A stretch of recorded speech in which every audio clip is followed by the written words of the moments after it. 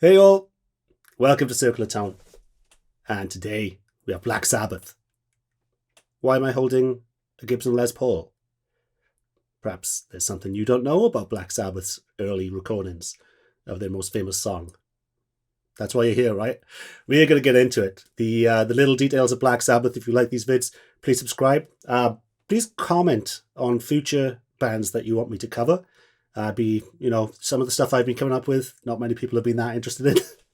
So, time to take some advice and let's get straight to it. Please subscribe, all that good stuff. And we have a Facebook group, Circle of Tone, where we talk about these type of things. It's over 1,000 strong. Please join us. Let's get straight to it. Black Sabbath, Circle of Tone.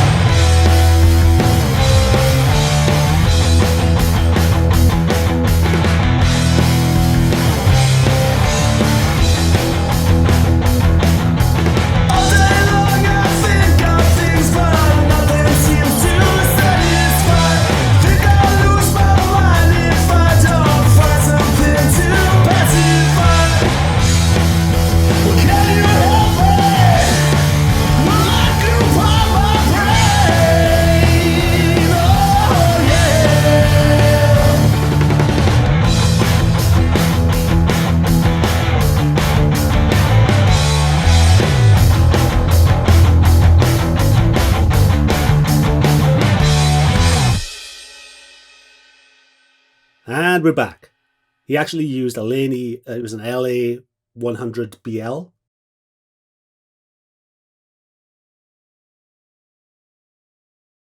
Usually I use the same gear that they used on the albums. So how did I recreate that? It's basically a copy. That old Laney is a copy of a 69 Plexi. Who would have a 69 Plexi? Me.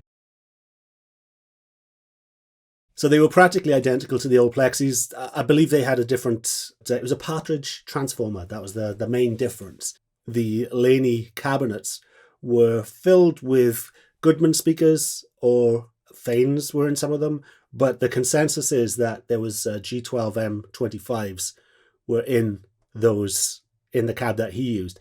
Who would have an old Celestion G12M 25 from 1969? Me. So I used the same speaker. Practically the same amplifier. He also used a Dallas Rangemaster as a treble boost. But the little details is why Circle of Tone go deep. It was actually modded by a roadie. So it sounds different to a regular treble boost. And the funny thing is, he got a new guitar tech who was going through his amplifiers and the rest of it. And this guitar tech threw it out because it sounded like crap. Iommi couldn't believe it. He lost his shit. And the funny thing is that most people don't know how to use a treble boost. If you look at, let me just grab it. Go and look at reviews of the Electro Harmonix Screaming Bird. I kind of feel bad for him. A lot of people that use the gear, the proper gear, they don't know how to use it. They use low output pickups and they think this doesn't sound heavy. They use this and they think it sounds trebly, and the rest is too like it sounds like a cocked and the rest of it. What they don't realize is that these guys were putting these amps flat out. The guys in the bedroom who buy this don't have their amplifiers on one, maybe, and then they put a treble boost on there and they're wondering why does it sound like a cocked wah. It's because it controls bloat, low output pickups, and treble boost and things like that. It controls the bloat of when you have an amp on 10. And 99.5% of people don't run their amps flat out like I do. A lot of them don't have that stage volume that Black Sabbath would use. So that's probably the biggest takeaway, is if you want to sound bloody good, turn your amp up. So that's what I did. I actually know his exact settings. It's very technical, specific settings of Tony Iommi. Everything on 10, bass on 0, with a treble boost. You wouldn't think of that, would you? Bass, oh, it's got to be heavy, right? Bass has got to be up. It's got to be boo. That's the biggest misconception with guitars. I think what has ruined metal, oh, here he goes again, is guitars supposed to sound huge. They're not supposed to sound huge. It's supposed to sound, like yourself, aggressive or pissed off and snarky. And, my guitars sound sarcastic. So that is, these are the little details. So they had the Laney BL 100, LA 100 BL, had the old Celestians, the greenbacks from '69. The Laney was practically a plexi with a different transformer. And what guitar did he use? Why have I got a Les Paul? He used on most of the album his 60s SG, because it was customized. It had things taken.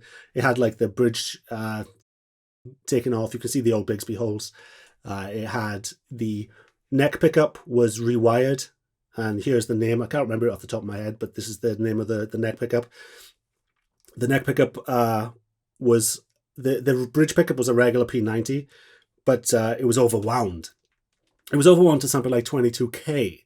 22K for a P90 is insane. That thing must have been busting at the seams. They're usually like 11, at most back then. So his bridge pickup, this is where it gets interesting. His bridge pickup was overwound. It was potted in epoxy to stop from feeding back because of the volumes that they play at. The neck pickup was practically a single, it was custom. It was practically a single coil, and that was in epoxy. I'm going to cut off my fingers for this recreation because I like to recreate it properly. So I put my fingers in the press and the rest of it, but I pulled out. But I was going to he actually put plastic fairy liquid bottle tips on his fingers at first to make up for to actually strengthen the tips, because it was painful for him to play, because you think of how much flesh you have on the tips of your fingers. It's a good, at least a centimeter of flesh that you have before it hits the bone. His fingers were bone and skin with a little, they didn't have decent plastic surgery back then. So he was pressing right on his nerves, on his fingers. So that was very painful. So he also had to use really skinny strings. So the top E string that he used, he had to use a banjo string to get even smaller. And what we classically use on standard tuning, so you got 46 and then 32 or 34. He actually used 32 on the low E string. So basically he put everything down one and then put a banjo string right here.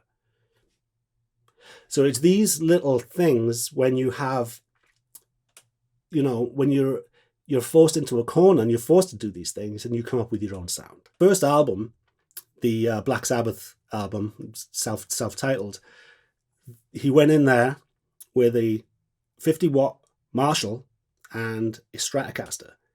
And Laney ended up giving him these amplifiers, these plastic copies, and that's where he used them because they were free. So he ended up using these 100-watt Laneys and with his Strat. And his Strat wasn't cutting it in the studio. So he actually used a right-handed SG special in the studio on that first album. And he had to string it backwards. And I know from experience, because the first guitar that I used was a right-handed guitar that was strung backwards. And it's my father's acoustic guitar, because he's left-handed. I had to restring it back to right-handed. So I know the struggles that left-handed players go through to get a decent guitar. So on that first album, it was a right-handed guitar that was strung backwards. But what I did to be sneaky is on one song, Paranoid, he used a Gibson Les Paul. I don't have an SG, which is weird. Why don't I have an SG? And so I used what he used on Paranoid, which is a Les Paul. This has really thin strings on it, like it has the 32 here. And I've used the neck pickup, and it sounded like fucking garbage. It sounded pretty bad. But, so I almost give up. And then I blended it in with my own guitar. This is probably 60% of the sound. This is my own. This actually salvaged the whole thing with regular thick strings on it. Well, not thick. They're like 46s. So I did blend the two strings, and you can hear mine sounds more solid than the original. His sounds a bit more ratty, which is a good thing, because I keep on saying that big, powerful sounds are boring to us. So that's that ratty, snarky sound that he had more of this, but this sounded more less like a rat, more like a mouse. So that's what I did. So the Paranoid, album is from the second album. I didn't recreate the first album, but I could have if I had an old SG. I could have had access to one. One of the guys kindly in Circle of Tone Facebook group said that he could lend me one, which is awesome. But since I had the Les Pauls and the Paranoid is the more famous song and the rest of it, I thought I'll go with what I know. So here's some pictures from the first album. These are actually what contradict some of the information that's out there. It was actually this white SG special that he used on the first one. Beautiful guitar, but he traded that one for a left-handed guitar afterwards, and that's the one that turned into the monkey guitar. The monkey, it's got a monkey playing a fiddle, which is pretty funny on sticker on it. That's the famous one that was sold to the Hard Rock, and that's actually the one that I was talking about where he modded the pickups and the rest of it. But the original one was that stock SG from the 60s. So microphones. Unfortunately, out of all these photographs of the studios, I didn't see one picture of any microphones, and nobody mentions any microphones online that I could find. So if you know, let me know in the comments. So they mentioned on Paranoid, luckily, the microphone, so I could get a little bit of a baseline of what I had that I could recreate these. They used a 67, a Neumann AKG 414. I think it was a 57 M49. They had a 64, some pencil condensers.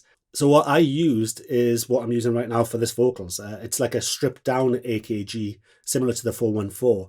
Just has one polar pattern.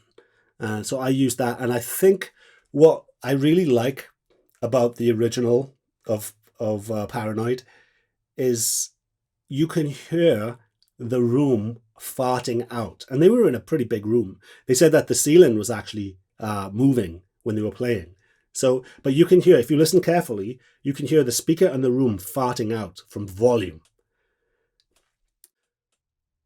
So what is just as important, in my opinion, from the sound of Black Sabbath? It's the bass and the drums, especially the bass and the drums. I would argue if you put any other bass player in there, it wouldn't have worked. It fills out the sound so much. Like I said, like Iommi's sound is a ratty sound. It's not a traditional metal, thick, huge sound. It's ratty.